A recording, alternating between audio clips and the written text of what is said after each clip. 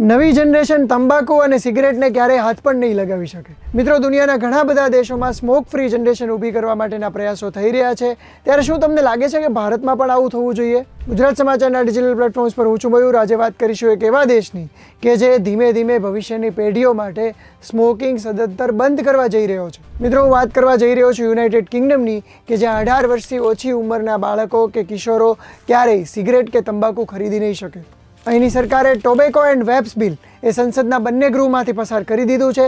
1 જાન્યુઆરી 2027થી આ કાયદો લાગુ થઈ શકે છે અને ત્યાર પછીથી સ્મોક ફ્રી જનરેશન ઊભી કરવામાં આવશે। આ નવો કાયદો એવું કહે છે કે હાલ પ્રતિબંધની ઉંમર 18 વર્ષ છે, જે વર્ષાનું વર્ષ એક વર્ષ વધતી જશે। એટલે કે 2028માં પ્રતિબંધની ઉંમર 19 વર્ષ થઈ જશે અને 2029માં આ ઉંમર છે એ 20 વર્ષ થઈ જશે।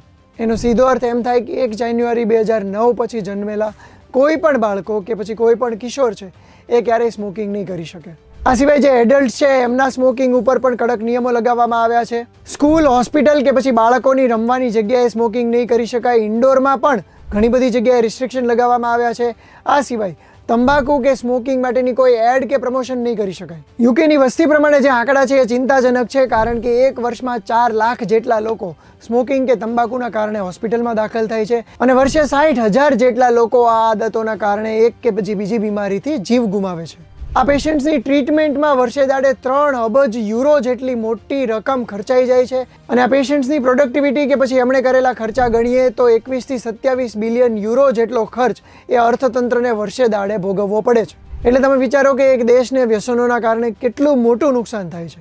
જોકે ઇંગ્લેન્ડ આવું કરનારો પહેલો દેશ નથી। 2022માં ન્યૂઝીલેન્ડમાં પણ આ પ્રકારના નિયમો લાગુ થઈ ચૂક્યા છે। આ સિવાય સ્મોક ફ્રી જનરેશન ઊભી કરવા માટે ફ્રાન્સ, સ્પેન, આયર્લેન્ડ કે સ્વીડન જેવા ઘણા બધા દેશો પ્રયાસ કરી રહ્યા છે। તો મિત્રો, દેખીતી વાત છે કે ભારત જેવા દેશને પણ વ્યસનોના કારણે બહુ જ મોટું નુકસાન થાય છે। ત્યારે શું તમને લાગે છે કે ભારતમાં પણ સ્મોક ફ્રી જનરેશન ઊભી કરવા માટે આ પ્રકારના પ્રતિબંધો લગાવવા જોઈએ?